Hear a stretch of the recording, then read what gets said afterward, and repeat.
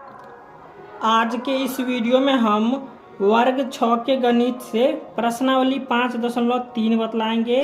प्रश्नावली 5.3 का प्रश्न संख्या 1 है, दिए गए चित्रों में कौन त्रिभुज है और क्यों।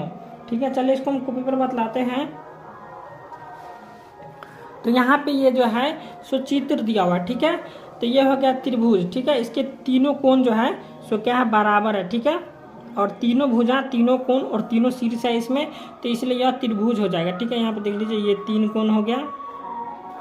ठीक है, अब इसमें 3 कोण नहीं आती, ये हो जाएगा, ये जो है त्रिभुज नहीं होगा। ठीक है, ये भी त्रिभुज नहीं होगा क्योंकि इसमें 3 कोण और ये बंद आकृति नहीं है। ठीक है, और ये जो है इसमें हो जाएगा, ये जो है त्रिभुज है।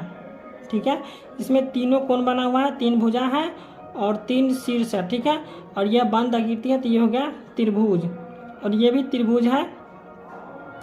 ठीक है, अब यहाँ पे हम इसको लिख लिए हैं ABCDE, ताकि पता चले हमको कि इसमें कौन त्रिभुज है। ठीक है, तो इसलिए हम यहाँ पे लिख दिए हैं, इसमें कौन सा चित्र जो है सो त्रिभुज होगा, इसलिए हम यहाँ पे बैठा दिए ABCDE।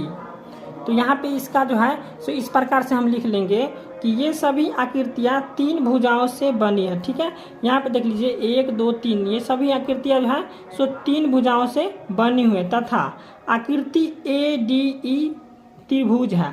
यहाँ पे देख लीजिए A, ये हो गया D और ये हो गया E, ये तीनों जो है क्या है, त्रिभुज है, क्योंकि ये बंद आकृति है। ठीक है, ये जो है सो बंद आकृति हो गया, और इनमें 3 भुजा, 3 कोण और 3 शीर्ष है। ठीक है, यहाँ पे जो है ये नहीं है, यहाँ पे ये हो जाएगा 3 भुजा, 3 कोण एवं 3 शीर्ष है। ठीक है, इसमें हो जाएगा 3 भुजा, 3 कोण एवं 3 शीर्ष है, तो ये हो जाएगा त्रिभुज। ठीक है, तो यही हो गया प्रश्न संख्या 1 का उत्तर, इसको आप लिख लीजिएगा। अब दूसरा प्रश्न है, त्रिभुज में कितने शीर्ष, कितने भुजाएं एवं कितने कोण होते हैं। तो इसका उत्तर हो जाएगा कि त्रिभुज में 3 शीर्ष होते हैं। ठीक है, 3 भुजा एवं 3 कोण होते हैं। ठीक है, अब यहाँ पे तीसरा प्रश्न है, त्रिभुज RST में शीर्ष, कोण और भुजा के नाम बताएं। ये हो गया त्रिभुज RST। ठीक है, तो इसमें हमको शीर्ष का नाम बताना, तो ये हो गया शीर्ष, S हो गया, R हो गया और T हो गया। यहाँ पे लिख दे शीर्ष SRT। ठीक है, ये हो गया शीर्ष। अब कैसे हुआ ये देख लीजिए, S जो है सो R और T को मिलाता है। ठीक है, और R जो है सो S और T को मिलाता है।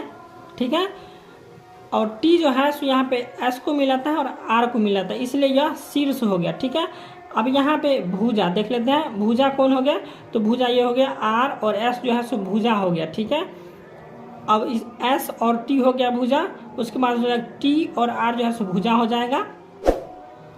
अब यहाँ पे कोण पूछ रहा था, तो कोण हो जाएगा कोण RST, यहाँ पे कोण RST। ठीक है, या इसको इस प्रकार से लिखते हैं, या कोण TRS।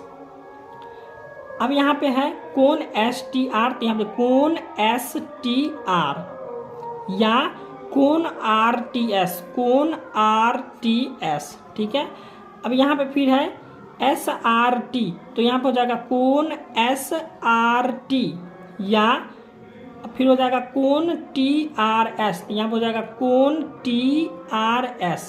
ठीक है, तो यही हो गया 3 का उत्तर। ठीक है, अब यहाँ पे प्रश्न संख्या 4 है, आकृति में त्रिभुज CAB के अंतः भाग, बहिर्भाग और त्रिभुज पर स्थित बिंदु बताइए। तो यहाँ पे क्या करना है, अंतः भाग यानी कि अंदर में जो है त्रिभुज की चित्र दिया हुआ है, यहाँ पे इस त्रिभुज के चित्र में बताना है कि अंतः भाग में जो है सो क्या है। ठीक है, तो अंतः भाग यानी अंदर में क्या है, तो यहाँ पे हो जाएगा बिंदु P है। ठीक है, और यहाँ पे बहिर्भाग में क्या है, तो बहिर्भाग में हो जाएगा बिंदु R। ठीक है, और त्रिभुज पर स्थित बिंदु बताए, तो यहाँ पे देख लीजिए यह है त्रिभुज, और त्रिभुज पर स्थित बिंदु कौन है, Q। ठीक है, इसको हम कॉपी पर लिख लेते हैं। यहाँ पे अंतः भाग था, तो अंतः भाग में है बिंदु P। ठीक है, अब उसके बाद है बहिर्भाग, तो बहिर्भाग में है बिंदु R। ठीक है, बहिर्भाग में है बिंदु R, और उसके बाद त्रिभुज पर स्थित बिंदु कौन है, तो बिंदु Q। ठीक है, आप इसको बिंदु लिख लीजिएगा, हम यहाँ पे बिंदु दे दिए हैं। अब प्रश्न संख्या 5 का 1 नंबर में है कि त्रिभुज के शीर्ष से भुजा पर डाला गया लंब त्रिभुज की खाली जगह कहलाती है। तो यहाँ पर हो जाएगा ऊंचाई कहलाती है। ठीक है। अब दूसरा में है त्रिभुज के शीर्ष से भुजा के मध्य बिंदु को मिलाने वाली रेखा त्रिभुज की क्या कहलाती है? तो माध्यिका कहलाती है। ठीक है। यहाँ पर हो जाएगा माध्यिका कहलाती है। अब इसका तीसरा प्रश्न है त्रिभुज में माध्यिकाएं जिस बिंदु पर एक दूसरे को काटती है उसे क्या कहते हैं? हम केंद्रक कहते हैं। ठीक है। यही हो गया इसका आंसर।